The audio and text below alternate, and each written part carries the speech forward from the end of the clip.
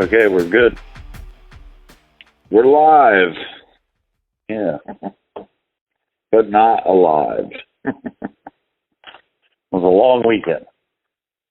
I know. I don't think I stayed up that late, that many times, in many of years. I think I went to bed at 1 every night, or in that area. I played it easy because some of the things were early, and they're not like, it's not super easy to get to them. You know, you got to wake up and get ready, and then make your way through everything. And the hotel the layout was good, but it was a long walk to get to everything. You had CrimeCon all the way at one end, and then I don't know where you were located, but my hotel room was all the way at the other end. But one thing I noticed right from Jump Street is that they being CrimeCon seem to be getting, they're learning. We're growing with CrimeCon. It's only been in 3 years. But not only are they growing in the number of attendees and the number of attractions, but they're also growing in the way that they're learning how to, one, better organize things, lay things out, and present things in a really almost like a Hollywood style, in the sense that now, much different than a few years ago at Indianapolis. This year, when you walk in, you're walking into something big, and that there's really a lot of stuff going on. And I really thought the entrance to everything was very cool. And then it was really cool how you had all the exhibit rooms were right there. Really, the ones that they were using the most were immediately to your right and to your left, right when you went in there. And I know that CrimeCon's always going to be at the mercy of whatever convention center that they choose to use and to host. But I don't know. I don't know if they're just getting really good at what they're doing, or if this year's convention center layout, was better. But even just something as simple as the CrimeCon store, that's selling books and T-shirts and shot glasses and whatever, even just that was immediately noticed by me that it was, well, in the last 2 years, I should say I don't remember too much about Indianapolis, because I was only there a short period of time. I didn't really run around and look at everything. But, last year when we were doing Podcast Road, they were still unpacking boxes of things to stock the shelves with for their store. And this year you walked in and it was set up. It was pristine. And it looked really good. And it was separated. It was separated from everything else too, where last year the Podcast Row and the store and some of the exhibits all kind of bled into one another, to where there was no clear-cut boundaries of what you were walking into or getting into. And one thing I thought was really cool too for us,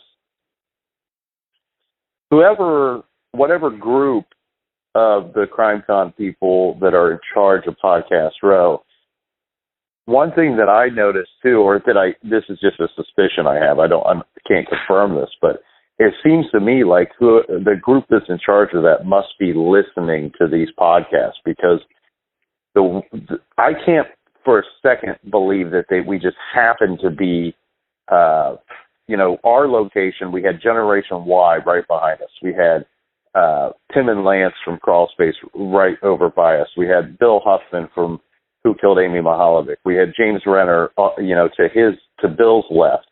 And so a lot of the people that we've done crossovers with and that we've worked with on our podcast or their podcast,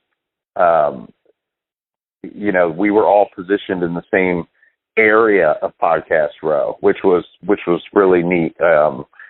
And so I think that was done purposefully to, in a neat way, because it's like people come up and say hi to us and then immediately go, oh, there's the crawl space guys, there's the Gen Y guys, and not have to walk very far to get to it. But the other thing too that was great is, especially comparing to last year, the number of podcasters there seemed a lot more this year as well.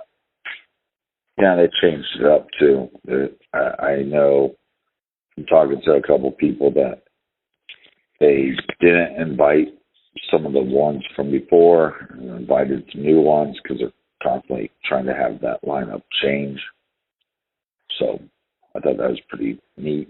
And then I made the big mistake by upgrading my hotel, which put me on a higher floor. So anytime I had to go back to my room, it was like a bigger chore.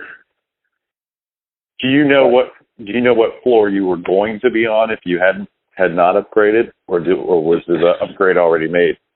I think it was like 4th or 5th floor. Yeah, because I was wondering, I didn't see anybody that we knew on my floor, and I was wondering if they were putting those people together or not. But as much as you come and go from your room, I would have thought that I would have seen somebody at some point. But I do know some podcasters that didn't stay at the hotel, that stayed at a different hotel, and I think some may have been invited later than others, and I think I don't know how quick that hotel filled up. Actually, I do have some general idea because I do know somebody, a friend of mine, who went and they booked their hotel maybe March, I'm guessing. So right. There was space there available. I have no idea how many rooms that hotel had. It was huge. Well, my thought was the higher up I got, maybe the closer I got to Keith Morrison. That was my goal, and it wasn't like I got an upgrade, but the room wasn't any different. I feel like my room has looked the same for 3 CrimeCons, but they've been in different hotels. Really? Yeah. The last year, though, I mean that resort was extremely cool, and I loved having the indoor balcony in Nashville. That was sweet because it was a way of like stepping out of your room, but not really leaving your room, and that was very good. As a matter of fact, I fell asleep on a second floor balcony here in Florida last night, staring at the ocean. And I woke up about 3:30 in the morning in my chair and had to do a nice crawl to bed. But so Orlando is next year, and there's never any really. We always kind of just think we're going because that I've never been a part of any official invite this early in the game. Right. So we always just kind of assume we're going, and then at some point we'll hear from somebody. But and what I heard was this convention center is very similar to the Opryland Convention Center, where it has multiple restaurants and bars inside the convention center. So yeah, I heard the same thing, and I heard that from forgive me, I do not know the name of the convention center. I imagine it's just the Orlando Convention Center or something. I have no idea, but I did hear the same thing, that it's set up in a way that you wouldn't ever have to feel the urge to leave. There's enough there.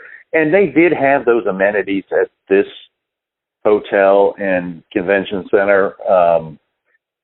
I will say I thought my general thought of the hotel, restaurant, and bar, the food was very good, but the bar was a little tricky because, one, I thought the drinks were very expensive at the hotel bar. And I paid $15 for a vodka soda, and I believe in leaving a generous tip.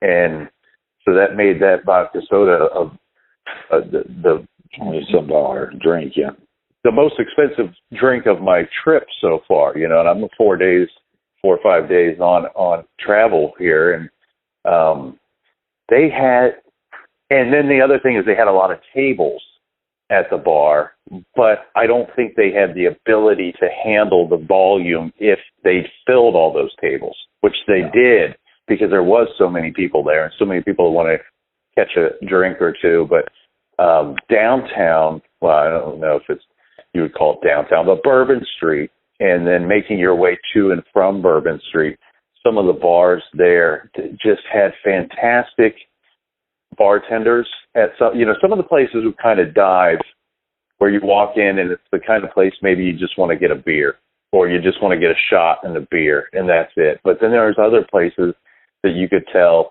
this is a place, this is an establishment that you want to order a cocktail because they know what they're doing. They know how to mix these babies up.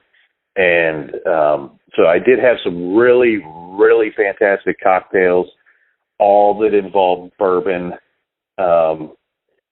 on Bourbon Street, and they were fantastic and did not cost me $15 for the cocktail. So I didn't get to see much of New Orleans, but that's what we said last week. Though you just know that going in because we're kind of hunkered down, working most of the day, and then the meetup that you and Morgan organized for Friday night was really good. It was really cool at Ernst Cafe, which was really nice. I like how they have the balcony at Ernst Cafe on the second floor. Everybody can kind of spill out into the balcony.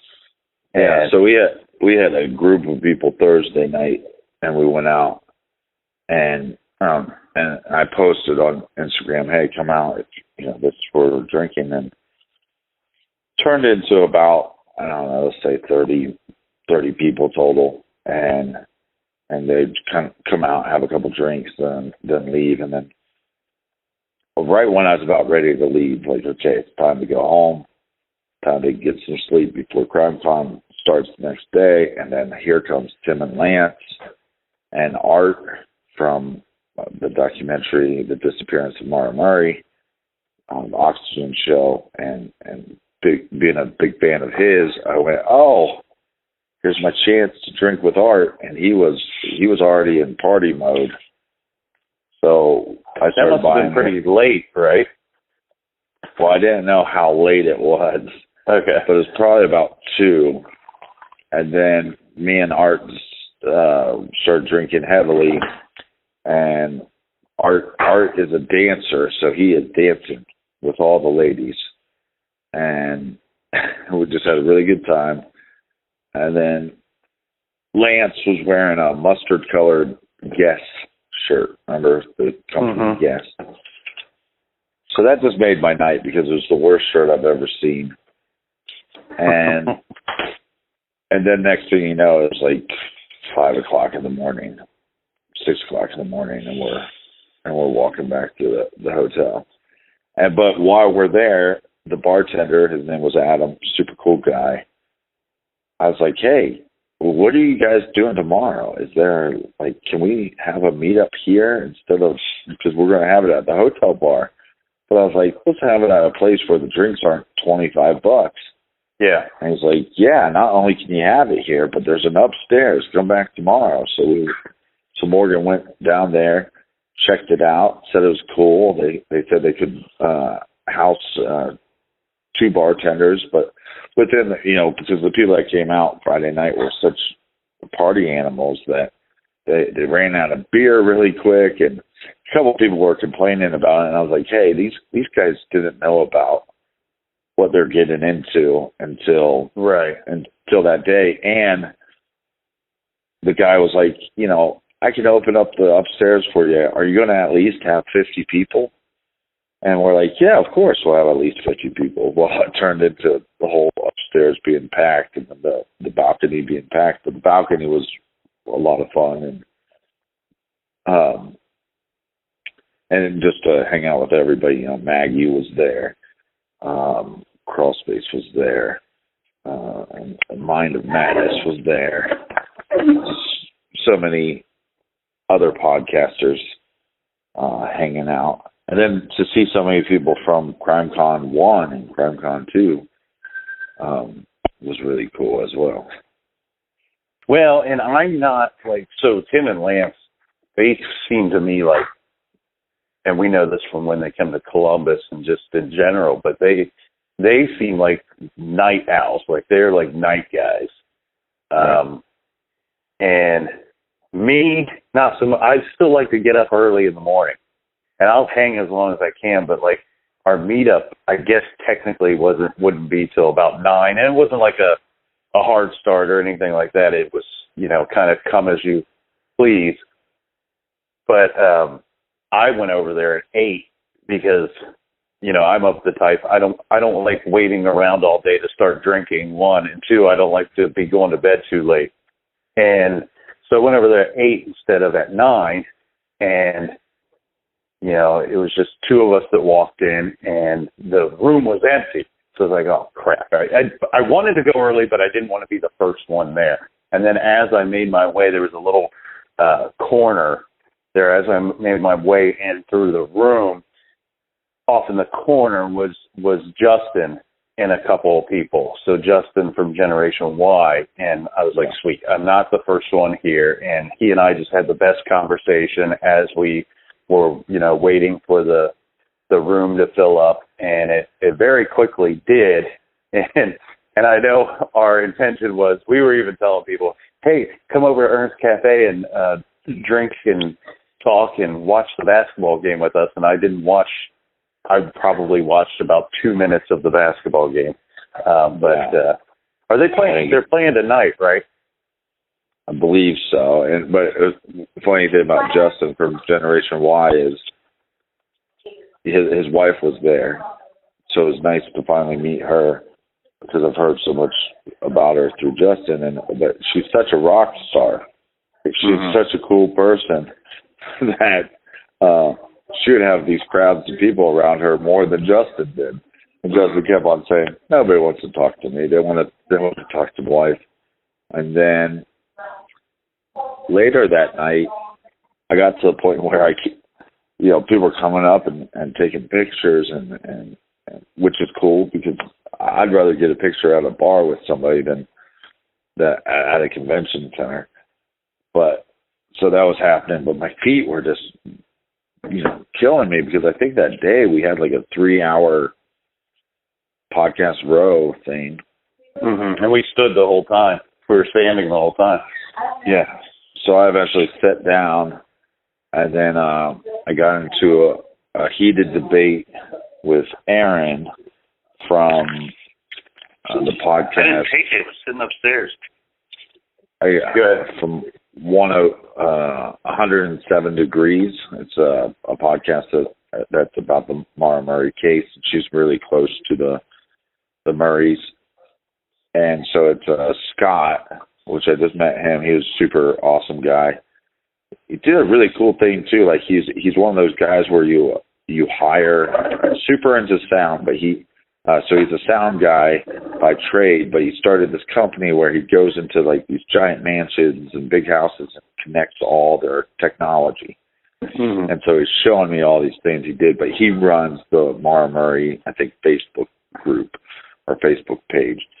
And so we're talking to him, and then Aaron from 107 Degrees, me and her got into these very heated debates. And then we basically created like a crowd of people like listening to the debates. And the funny thing though is, me and her have debated quite a bit on Twitter. So it wasn't like, hey, nice to meet you. We've had all these good debates, and we always end the debates on a friendly note. It's always like, well, okay, well, I don't agree with you on this, and I don't agree with you on that, but you're giving me something to think about. let me dive into this information. So I thought, oh, well, now we're meeting in person. Well, we'll just kind of shoot the shit and have a good time. No, we went right to debating again. So, oh, wow. I just prefer to hear people's thoughts or theories or opinions. Yeah, but some people you like to debate with, you know. Yeah, that's true. You know, so it wasn't a bad debate. It was just funny to me that the majority of the conversations that I've had with her online have been debates, and then that carried over into actual real life. But what was really cool was Scott, Aaron, Maggie, and so many people were saying, hey, you got to meet Julie Murray because she would like to possibly sit down. I mean, she talked about coming out to Columbus and sitting in the garage and actually doing an interview that way. Which would be cool because she's actually a CrossFit affiliate owner, meaning she owns a CrossFit gym, and Columbus, Ohio, being huge in the CrossFit community. It's like she's like, well, we go out there often anyways, so that was really cool, and it's kind of neat to see a family that's involved in a case for so long that have kind of been reserved about talking to certain individuals to actually now say, hey, look, we're trying to make a couple things happen. And we've now seen with these podcasts and with documentaries how that has helped our case. And now we want to get more involved. So, well, yeah. And then you had, one thing I think that's very important to point out is with the Delphi murders presentation, it was an hour-long presentation, and it's not new information. It's not like they're giving CrimeCon people some kind of secret on the down low info about the case. It's important to stress that the family members of these two victims are simply there at CrimeCon to remind everybody that hey, this is what happened. We're still looking for the perpetrator of this terrible crime. And one thing that I found very interesting during the presentation is Mike, the grandfather. I'm sorry. He said, "Look, we're still doing this stuff, not only for the very reason that," he says, "I still meet people that say I've never heard of this case," which is mind blowing to true crime people and to CrimeCon people. But right. Because it was national news, but they are not going to stop working, and they're not going to stop until everybody is made aware of it, until everybody sees the information. And one thing that I thought was very cool, too, was to hear them say, we are working the case, being the family, and that they still pass out information and they do things like CrimeCon, and but it is the police, it's the Indiana State Police's job to work the investigation itself. Right. So when they're asked, so what kind of work are you doing on the case and the investigation, other than keeping it in the media, that's really their only job. But what they are doing is they are taking, they've set up these different fundraisers and different ways to make money, and they're building a big park with baseball diamonds and softball fields and stuff like that in memory of the two girls, which is very cool because that's something that will be, hopefully we catch this guy very soon, and that may end a chapter in their lives of the family. But this park and this place where the community can go and take their children and things like that will be around for a long, long time. And I think that's really cool that that's happening. And it's not that that's their dream. This is in the process of happening, Right. And in the same kind of sentiment, to meet Breonna Maitland's father, Bruce. and Bruce, yeah, and for him to be there and to say, well, look, we don't know if we're going to ever get any more answers on my daughter's case, but what we can do is, with this foundation, to raise money to help other families that can't afford a private investigator, for them to be able to then come in and help out with that on the financial side. And back to the Maura Murray thing real quick, because I thought this was interesting. Basically what the New Hampshire State Police were saying for the longest time is, well, now with the latest search that they did on those houses with the cadaver dogs, that and some of the digging that they did was, well, okay, now we're trying to establish a new relationship. We got a new relationship, a new kind of pact with the family, right? And this is just kind of hearsay what I've heard, but there's speculation, one, that she hit a tree with her car or possibly hit a snowbank. But the tree that they thought she hit, they had a bow around it for so long. And the first order after they established this new relationship was to then talk to the family about removing the bow from the tree. And if that's true, it's like, that's how you want to start the new relationship? Right. So it's weird because on one sense of the thing, you have with the Delphi murders, the family saying, look, the cops they're doing what they can and we want to support them. But then you look at a case like Maura Murray where they feel like they're not doing enough work, or even like in the Breonna Maitland, obviously he didn't feel like they did enough work because he's starting a foundation to help other families get private investigators. So, but it's good.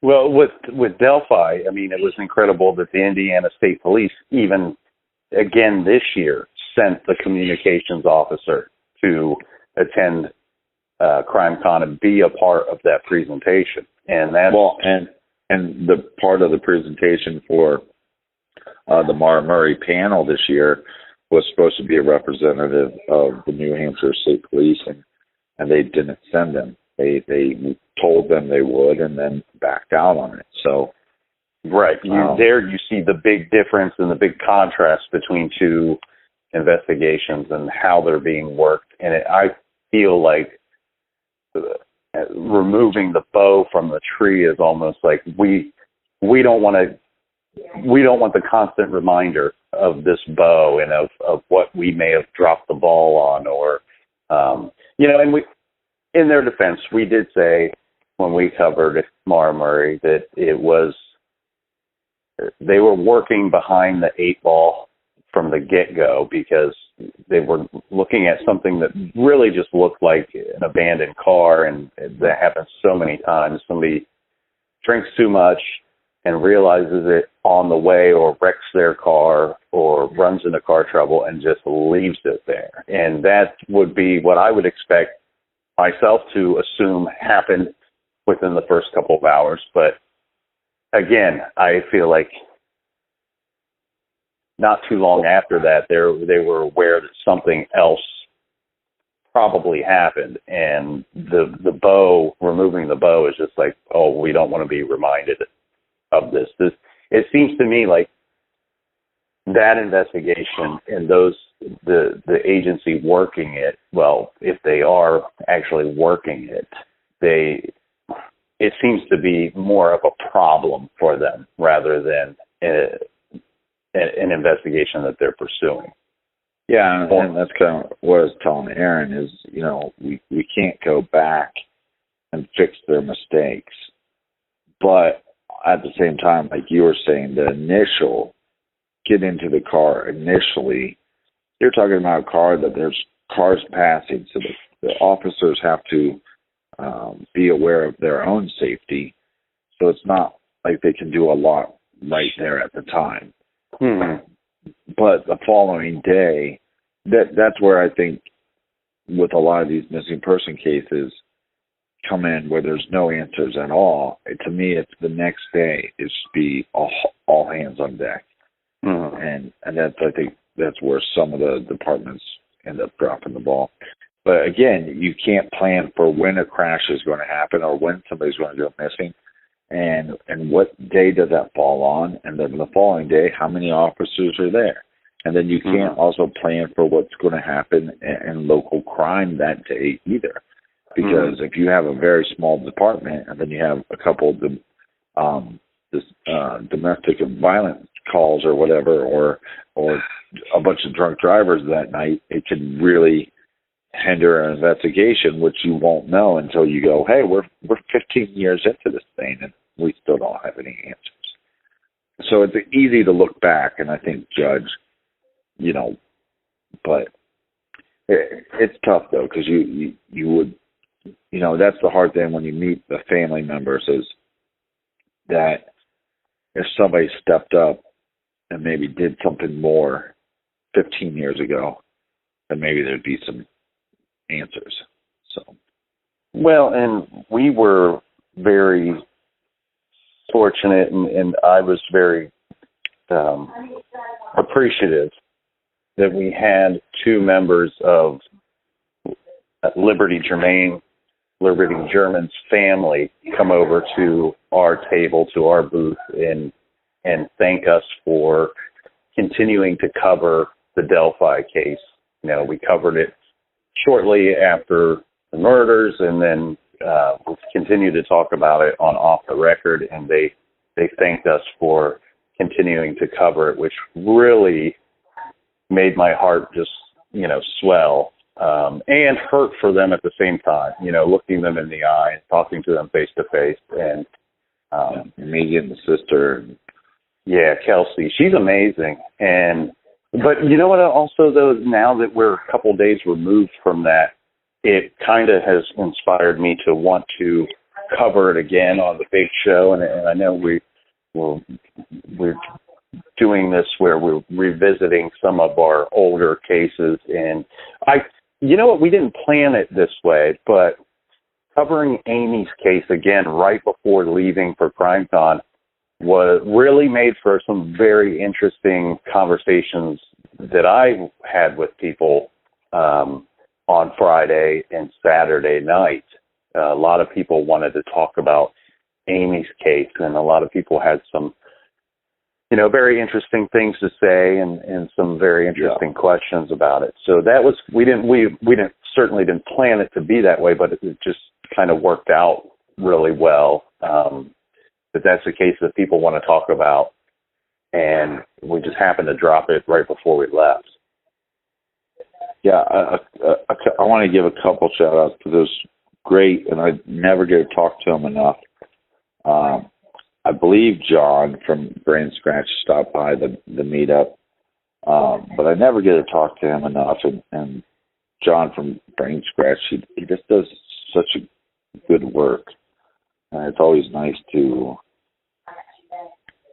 see him. We've met him twice now, but I'd really like to sit down and have dinner with him or something, because I've been such a fan of his work. And then I introduced you to Ken and Lauren. They're from a show called Paradise After Dark podcast, and it's about Florida murders. They're from Florida, and they were just like, we met them Thursday. They're just the coolest people in the world. Yeah, and then they're very cool. Then I saw you at breakfast and talked the one day, and I went, oh, well, Nick's leaving, so I'm going to go sit with Ken and Lauren. And then at the end of the meal, I realized my debit card is missing.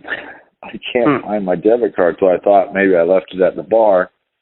And without flinching, they go, we got it. Don't worry. We'll cover it. No big deal. And then what happened was I ended up dropping. I went to pull out my hotel card key and drop my debit card right by my door, and then the hotel found it and slipped it under the door or whatever. But Oh, okay. I was going to say we would do a full investigation and have a 2-hour show about it next week. Well, because on Friday night everybody's leaving the meetup, and then it became me, a couple people, and Aaron from Generation Y, and we're still drinking. And at this point, I was just doing shots. I ended up leaving about. Okay, so tell me where you stand on this, okay? Because we haven't mentioned Bob Ruff, so let's mention Bob Ruff. Bob Ruff from Truth and Justice podcast, which is so cool because he's been working his butt off. You can tell he's been working his butt off because he seemed a little tired. He just finished shooting the Oxygen documentary he's doing for West Memphis 3. Right. So he tells me, you know, hey, we're having a drinking contest between me and him, right? Mm-hmm. He then comes up to me, let's say it's like 2 o'clock, right? And says, hey, man, thanks for doing this meetup. It had a lot of fun. It's always good to see you and Nick. I'm going to bed. See you tomorrow. Okay, see you later. He goes to bed. I keep drinking for another 2 hours. So by definition, I win the contest, right? You went to bed. I'm still up drinking. Unless it wasn't like we're going to shotgun 2 beers, who can drink them faster. That wasn't the rules of the contest, right? It was this was you. Let's see, you can drink more and the longest. Yeah. The last man standing wins, and Bob clearly was not standing at some point. No, because he said goodbye. He went to bed. Goodbye. And then he woke up, and yes, he woke up, and the first thing he did was got a giant Bloody Mary. So when I see him the next day, he goes, hey, look at me. I'm still drinking. And I was like, well, that's nice and all, but you went to after bed. after a 9-hour break. Well, what he told me was it was a 9-hour nap. So since it was a nap, it didn't count as an actual sleeping. But anyways, I'm convinced that I won. And look, and if he doesn't understand this kind of logic, I don't know if I want to watch his documentary. I don't know that channel. I don't know that I can trust his presentation of that anything. Case. Yeah. You know what now? So Mike Bussing, who I'm a huge Mike Bussing fan. I got a big poster of him on my wall, and he's just amazing. He's really carrying that Truth and Justice show on his back and carrying. He has a lot of slack to pick up. Right. And Mike wasn't there, and I'm starting, now that I'm hearing about this contest and Bob's behavior, I'm starting to understand why Mike was not there. He's probably had enough. Well, I think Bob is such an egomaniac. He's such an egomaniac that he could not be in the shadows of Mike all weekend. He's already going to be in the shadows of his wife, right? And the funny thing is, I said, when Bob was leaving, I go, how long have you and your wife been married? And he said, a long time. I go, I thought you guys were just recently engaged and then married. He's like, no, we've been married for 10 years. But that's because he's posts all this nice stuff about her all the time, you know. And so I thought, well, what a nice guy, 10 years into the marriage, and he's still posting all this nice stuff. But she outshines him, and then Mike would outshine him, and I just think he's too much of an egomaniac to have that happen. So, but maybe next year Mike will be there. I am joking, but do we have an idea of when the show's coming out? Because I'm very eager to watch that. I don't know, but I told him it's going to be a docuseries, right? We think. Yeah, I told him to contact us. Either let's do an interview for the big show, or at least off the record. And I mean, he's become such good friends with Damien, and it was real nice too because I've had some strong words about Damien Echols and wishing he'd be more involved. And what Bob said was, anything that is asked of Damien, he does. Mm-hmm. And every chance, though, that he can create relationships. You know, he has a big relationship now with Bob.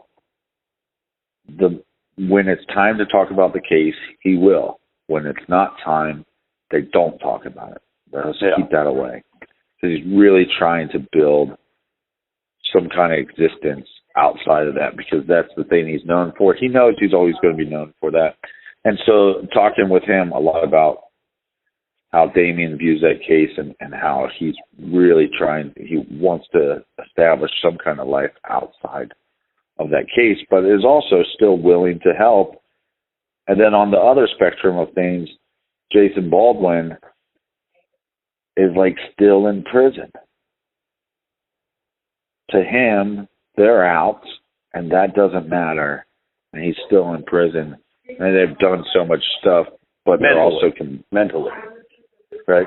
Yeah, to the point where he's, you know, I believe he's became a lawyer or is going to become a lawyer, and because he's trying to understand as much as they can, not just about their own cases, but this case and what can he do to help solve this case. And obviously, Jesse Miscali just doesn't want to have anything to do with anybody, just because, you know, he's fearful. Mm-hmm. But that was interesting. And just from that conversation with Bob, I said, look, we got to get you on the show when that comes out. And I'm sure we'll watch it and review it on Off the Record. Yeah, I would. I'd like to. I wish I knew when it came out. You know, if he wants to come on, even just to promote the show beforehand, that would be fantastic too. But I told him he has to bring Mike. Mike has to talk some. Yes. 90. I told him 90-10. 90 Mike, 10. Well, and then Bill Thomas, I finally met him, and he is Kathy Thomas's older brother. It was so great to finally meet him face to face. And he's got a show that they're filming. They're doing some more filming in September and October of this year. So I wouldn't anticipate this coming out. It is Oxygen that is doing it, and it's Jim Clemente, the FBI guy that everybody knows from TV.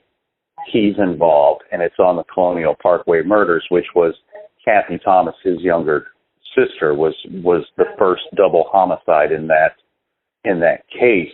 And it was very important to me to meet him face to face. I had a list of people. You know, I did a Michael Scott. You know, when Michael Scott was going to say goodbye, he had a list, and he had to check everybody off. And I had a list of everybody that I wanted to make sure that even if I had to go way out of my way to see them and speak with them, I was going to. And Bill was on that list and at the top of that list, because when we covered that case,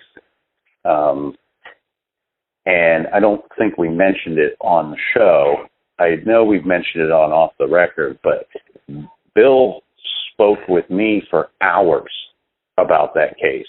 And really, he's like a walking encyclopedia of that case. And there was a very good book written that's very good that we recommended on the show called A Special Kind of Evil that is just covering that case, the Colonial Parkway murders. But I told Bill, I said, once you get done filming this, you need to write a book about this case too. And because he's just so knowledgeable about it. And he's not only that, he's been, you know, after many years, you know, he had a very good professional career for many years. And now that he is retired from that, he really started focusing in on being an advocate for victims and family members of victims.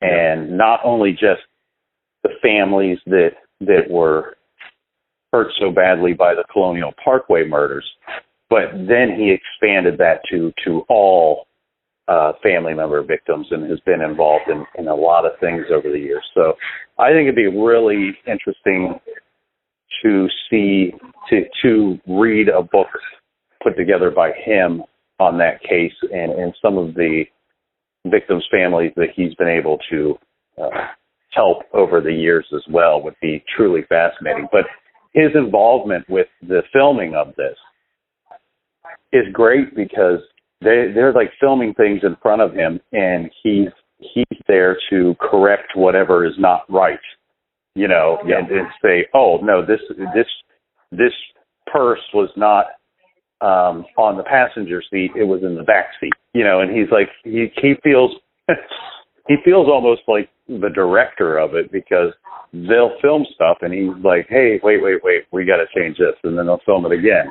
And so that's really interesting how that's working out, how that's being filmed.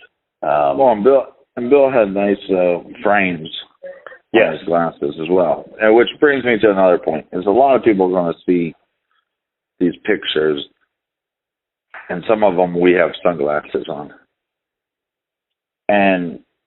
But I got tired of answering the question of why the hell do we have sunglasses on? Because I'm going, I stayed out till 6 o'clock in the morning almost every night. I'm barely coherent, and my eyes didn't function at all, and it was just so damn bright in that place.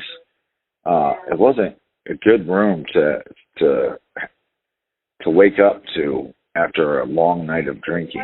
At least they had the AC pumping in there, the air conditioning pumping real well in there, because we've had rooms in the past that feel nice and comfortable when you get in them, but then when they fill up with people, it gets incredibly uncomfortable. And I loved it. I was very happy that people were still going, it's cold in here. I'm like, yeah, but I've been in here for 2 hours, and I'm very, very comfortable because they are keeping it cold in here. But for me, the sunglasses, look, when I was a kid, I grew up reading Hit Parader magazine, and still to this day read Rolling Stone magazine. And, you know, the pictures in there, the cool people are wearing the sunglasses. And I'm not saying that I'm cool. I'm just letting you know I want to be cool. We're trying to be cool. That's what we're trying to do. Yeah. And then did you meet Billy Jensen? He used to be with I believe Crime Watch Daily. So I did meet him. He's the tallest guy at CrimeCon. He's very nice, and he's very funny too. He was cracking me up. But I was unaware of his work, is what I should say. But yeah, he was very nice and extremely funny.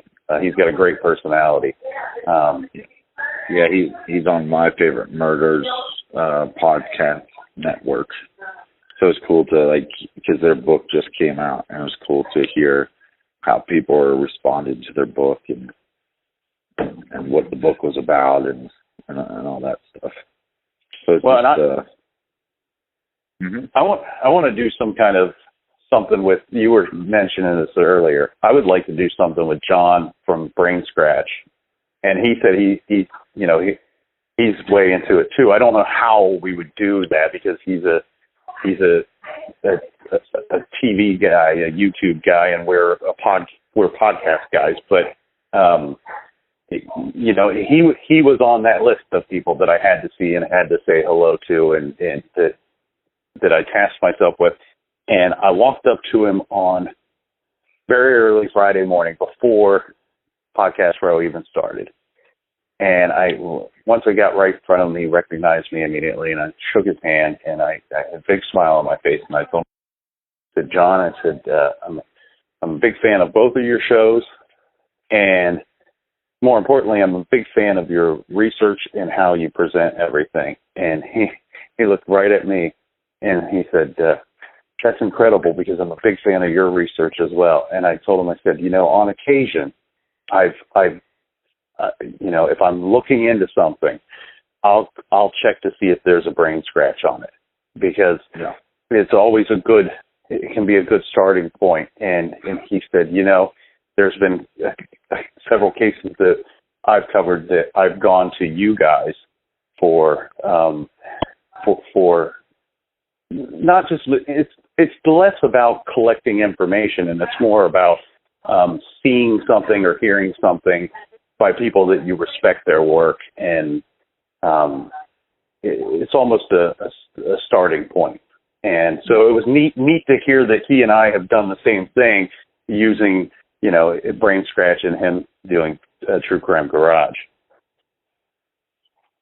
Yeah, overall, it's just, I really think it was the best CrimeCon.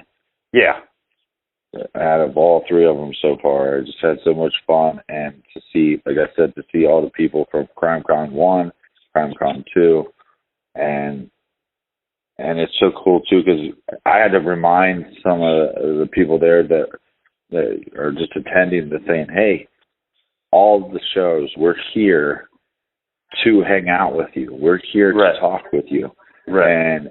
And that's so cool when they come up and tell you what their favorite episode is, or you should cover this, or they would tell you some joke, and it's so strange too, because I get a lot of people just coming up, looking at me and whispering, "Use a piece of shit," and everybody around is like, "Jesus, that guy's really, that guy's really being rude to this guy." Right. Yeah, it was a lot of fun, and yeah, I think there from this CrimeCon, there'll probably be a lot of crossovers. Something with Generation Y, some more stuff with Crawlspace, Brain Scratch, True Crime all the time. There's a lot of people we talked about going, hey, let's do something in the next year. So I think I'll be excited. And like you coined the phrase True Crime Avengers, and everybody that I told that to was super excited. But I think James Renner said he wanted to be the Incredible Hulk, and I said that we would have to take a vote on that, because I would assume that Bob Ruff would be the Incredible Hulk. If we don't have Incredible Hulk, it would be Bob Ruff. But remember, Incredible Hulk comes from Bruce Banner, where you could have James Renner be Bruce Banner, and then you have, when he morphs into the Hulk, he's Bob Ruff. Yeah, that would make more sense. All right, well, how about you enjoy the rest of your vacation? My condo's starting to fill up with people, and they're all talking, so we probably should end this, because you're going to hear everybody else talking and not you and I at some point. So thank you for that, and I hope you had a great trip, and get some rest up, and I'll see you on the radio. I'll talk to you soon. All right, man. Bye. Bye.